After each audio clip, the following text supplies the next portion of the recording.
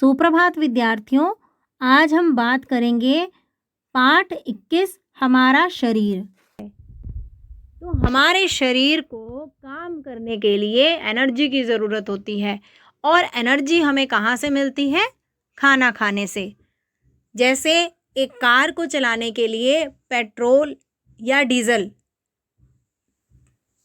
की ज़रूरत होती है, ऐसे ही हमारे शरीर को एनर्जी के लिए खाने की ज़रूरत होती है।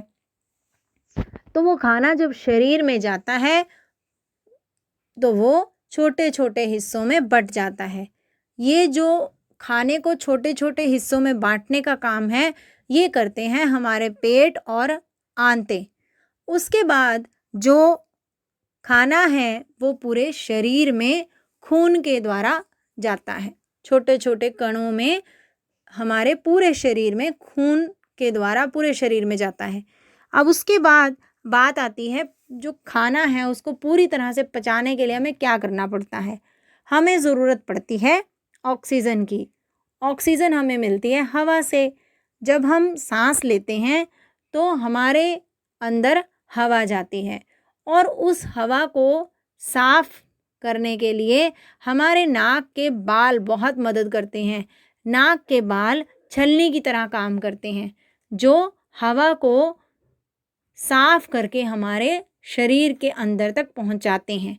और वो हवा जब फेफड़ों तक जाती है और खून से मिलती है तो वो पूरे शरीर में जितना भी हमारा खाना है उसको पचा देती है। अब जो फेफड़े होते हैं वहाँ तक हवा जाती है। इन फेफड़ों के द्वारा ही खून जो है वो पूरे शरीर में जाता है। अब इसके बारे में हम आगे बात करेंगे। अब हम बात करते हैं जो हमारे शरीर में गुर्दे यानी कि किडनी होती है वो कैसे काम करती है। हमारे शरीर में 2 गुर्दे होते हैं जो कि पेट के पिछली साइड में होते हैं। ये बिल्कुल, मुझे इनकी शेप देखकर याद आ रहा है, ये बिल्कुल राजमा जैसे लग रहे हैं, है ना? अब ये क्या काम करते हैं? जो ज़रूरी चीज़ें होती हैं वो ये हमारे शरीर में रहने देते हैं और जो बेकार चीज़ें होती हैं उनको हमारे शरीर से निकाल देते हैं। ठीक है बच्चों? अब हम बात करते हैं कि खून जो है वो पूरे शरीर को कैसे मिलता है। तो खून को पूरे शरीर में भेजने के लिए आवश्यक कार्य करते हैं हमारे फेफड़े। कैसे? हमारा जो हृदय होता है, सबसे ज़रूरी है पंप।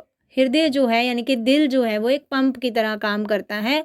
उसके 2 हिस्से होते हैं, एक राइट साइड और एक लेफ़्ट साइड। जो राइट साइड होता है वहाँ से खून जाता है इन फेफड़ों में और जो लेफ़्ट साइड वाला पंप है वो खून को पूरे शरीर में पहुँचाते हैं। ये जो चक्र होता है ये हमेशा चलता रहता है। अब बात आती है कि जो हमारी स्किन है वो क्या करती है? स्किन हमें सर्दी गर्मी से बचाती है। हमारा जो शरीर है उसका तापमान ठीक रखती है। जब हमें चोट लग जाती है तो त्वचा जो होती है, मतलब स्किन जो होती है, उस घाव को भर देती है और नई स्किन ला देती है वहाँ पे। अब हम जब त्वचा की बात कर रहे हैं तो और बाकी जो हमारे शरीर में ज्ञानेंद्रियाँ हैं हम उनके ऊपर भी बात करते हैं। हमारी ज्ञानेंद्रियों में सबसे पहले आँख के ऊपर बात करते हैं। हमारी ज्ञानेंद्रियों में आती है त्वचा, आँख, नाक, कान और जीभ। हमने त्वचा के बारे में बात कर ली। अब हम बात करते हैं आँख के बारे में। आँख में 3 परतें होती हैं। सबसे पहली परत हम सबको दिखाई देती है। इसके पार जो है हम दूसरी परत को भी देख सकते हैं। जो पहली परत होती है, जो सबसे ऊपर की आँख होती है, वो हमें पता चलती है ना बेटा, आप हम सब एक दूसरे की आँखें देख सकते हैं ना। और जो दूसरी परत होती है वो होती है कलर, जो हमें कलर बताती है कि काली आँखें हैं या भूरी आँखें हैं। और इसके पीछे एक तीसरी आँख, मतलब तीसरी परत होती है आँख की, वो बहुत ही ज़्यादा सेंसिटिव होती है। अगर अगला जो है हमारा नाक। नाक क्या काम करता है बच्चों? नाक जब भी हम कोई चीज़ सूंघते हैं तो हमें पता चल जाता है कि यह बदबू है या सुगंध है। ठीक है? जैसे फूल फूल की खुशबू होती है। और जब हम कहीं पर पॉल्यूशन हो रहा हो तो हमें उसकी स्मेल भी बहुत जल्दी आ जाती है। तो ये जो सूंघने का काम है ये क्या करती है, हमारी नाक करती है। इसके बाद हमारी जो अगला ज्ञानेंद्रिय आती है वो है जीभ। जब हम कोई खाना खाते हैं, अचार खाया या कुछ भी खाया, हमें कैसे पता चलता है कि ये जो खट्टी है, मीठी है या कड़वी है?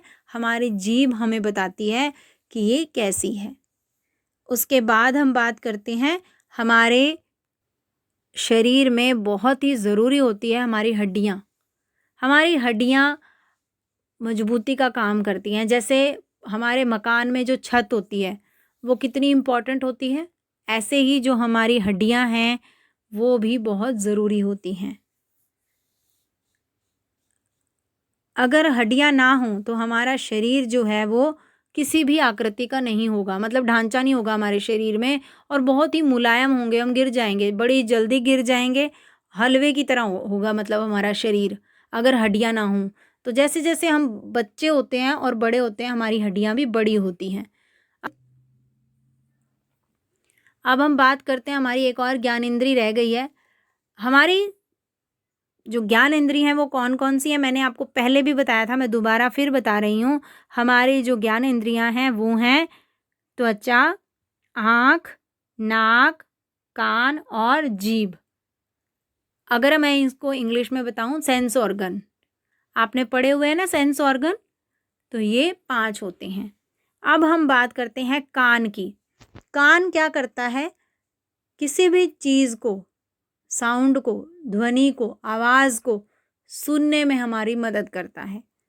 तो ये सब जो है ये हमारे शरीर का मैंने आपको पार्ट्स बताए जो कि हमारे लिए बहुत ज़रूरी हैं। इन सब में बेहद ज़रूरी है हमारा दिमाग। हमारा दिमाग क्या करता है, जब हम किसी भी बात को सोचते हैं, समझते हैं, तभी हम काम करते हैं। तो सोचने समझने का जो काम होता है वो होता है दिमाग का। किसी भी समस्या का समाधान, यानी कि कोई भी हमारे सामने मुश्किल आ जाए तो हम क्या करते हैं, दिमाग के पास जाते हैं। यानी कि जो हमारे आसपास चीज़ें हो रही हैं वो हमारी ज्ञानेंद्रियां हैं, या कोई भी काम हो रहा है वो सारा कहाँ जाता है, दिमाग के पास। वो क्या करते हैं, दिमाग को छोटी छोटी इन्फॉर्मेशन देते हैं, और वो इन्फॉर्मेशन इकट्ठी करके दिमाग जो है वो हमें निर्णय देता है कि हमें क्या करना चाहिए। कि जैसे अगर कोई भी शरीर का पार्ट अच्छे से काम नहीं कर रहा होगा तो वो इन्फॉर्मेशन माइंड के पास जाती है, और माइंड से हमें पता चलता है कि हमें भूख लगी है, हमें खाना खाना है अब, है ना। ध्यान से पढ़ना है। इसमें आए नए शब्द और कठिन शब्द और आपने शब्द अर्थ अपनी फेयर नोटबुक में लिखने हैं, और पुस्तक में दिया गया अभ्यास कार्य भी करना है।